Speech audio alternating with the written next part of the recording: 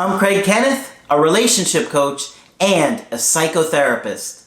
Every relationship is different and every breakup is different. Work with me and you'll get professional help on your situation. And if you're in no contact, focused on personal growth, my workbook series, The Knowledge, will help you make changes like you've never made before. Available now at AskCraig.net.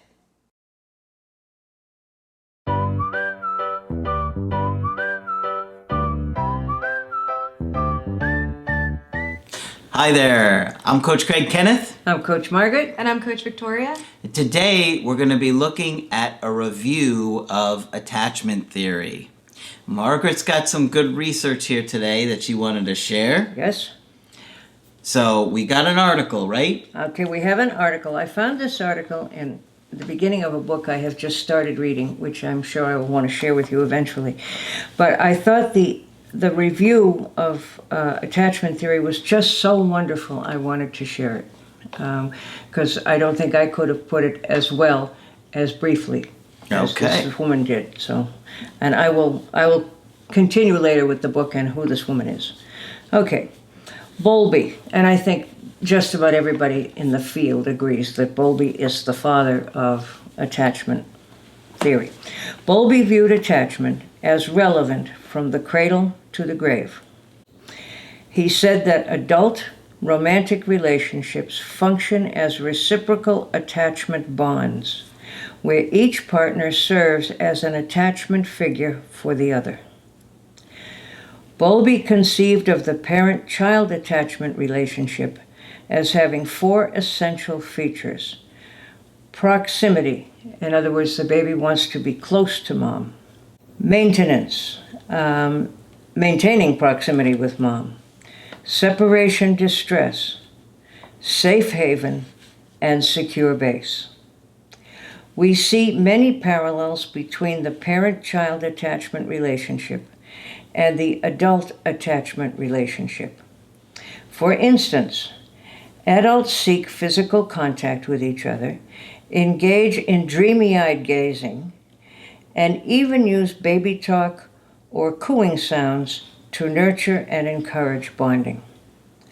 We feel separation distress when apart, and we turn towards our romantic partners as a safe haven in times of need. We also see them as a secure base from which to explore the world and our sexuality, and we feel able to share important discoveries with them. Okay? I thought she put that so clearly. Yeah, I think it's so true. You call your partner baby or babe. Yeah. Bowlby is watching from Cutie, heaven like cutie pie. Yeah. Mm-hmm. Yeah. Yeah. Of course, there are differences between the parent-child attachment bond and the adult-adult attachment bond. As adults, even though we seek regular and consistent proximity to our partner, we can tolerate much longer periods of separation from our partners by employing mental representations of them to help give us an understanding of why we are apart. For example, I know my partner is at work. My partner is away on a trip. I have this weekend with my kids, and I'll see my partner in a few days. Now, see, an adult can hold the image in their mind. Babies can't always do it. As adults, we are also better equipped than children to leverage positive fantasies about our partner. We can imagine what it will feel like when we're reunited, and we can access a bodily it's a hard phrase to say. We can access a bodily felt sense of their presence, which can offer reassurance of comfort and security when physically apart. Okay, so as adults, we can tolerate letting our partner go to work. Two additional changes in adult attachment compared to parent-child attachment include mutual caregiving and sexuality. As children, caregiving is asymmetrical. A child under secure circumstances receives care from their attachment figures, but does not provide it in return. But as adults, caretaking becomes more symmetrical and shared between partners. Sexuality also becomes an integrated part of the attachment and caregiving behavioral systems.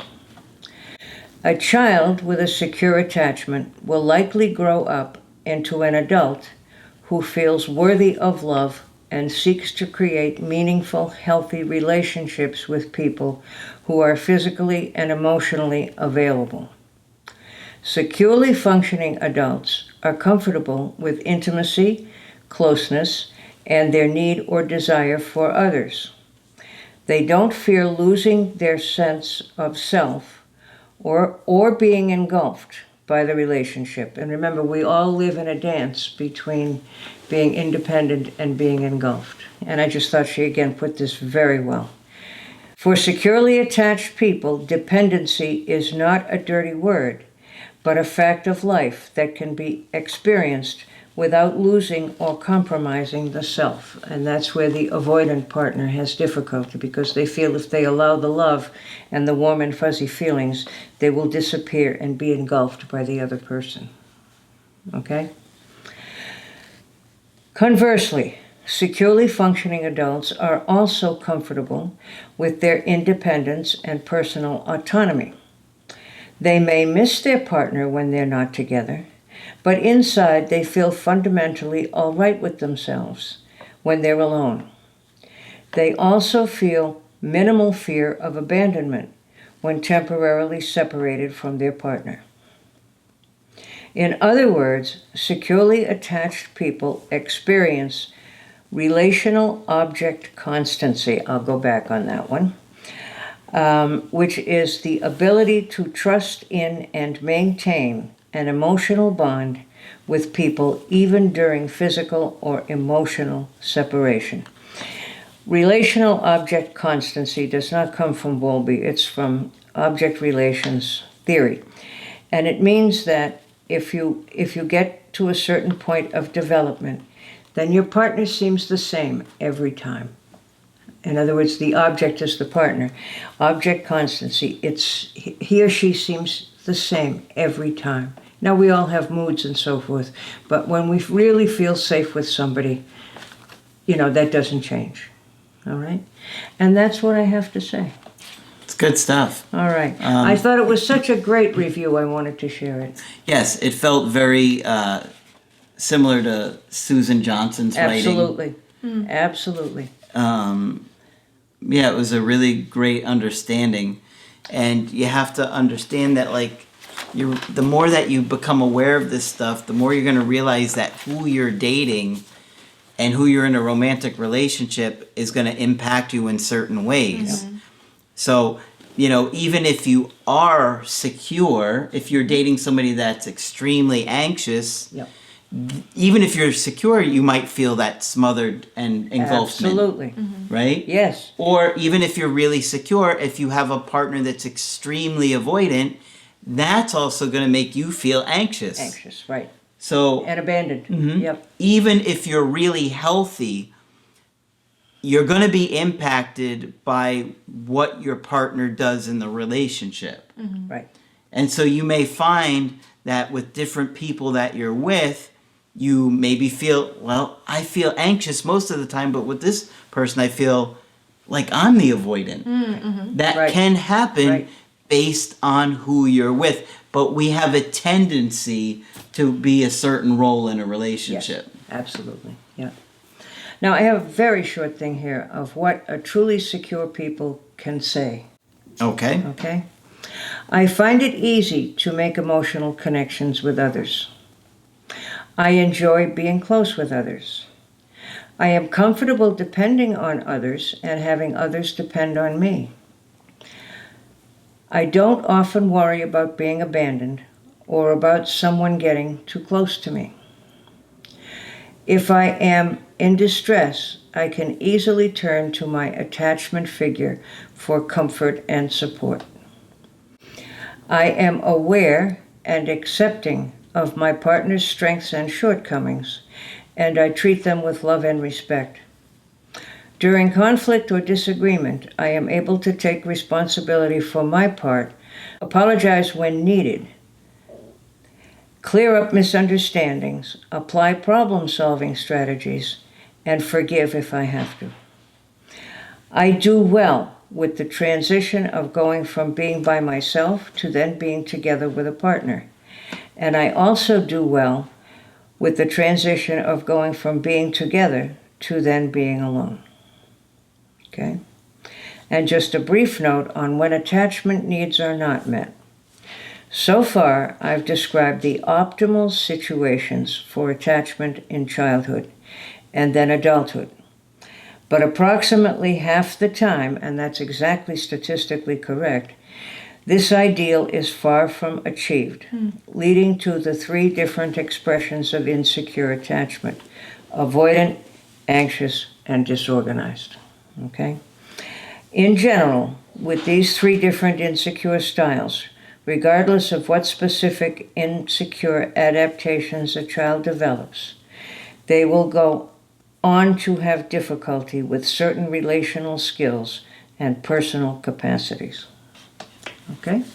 Yeah, what I was going to say that I love about that list is that it's very aspirational. Yes, isn't it? It's a very clear outline of goals that you Of can what have you for could look yourself. for. Yes. Yes. Regardless of what happens with your ex, the more that you work through these issues, the more likely you're going to have a happier, healthier relationship in the future.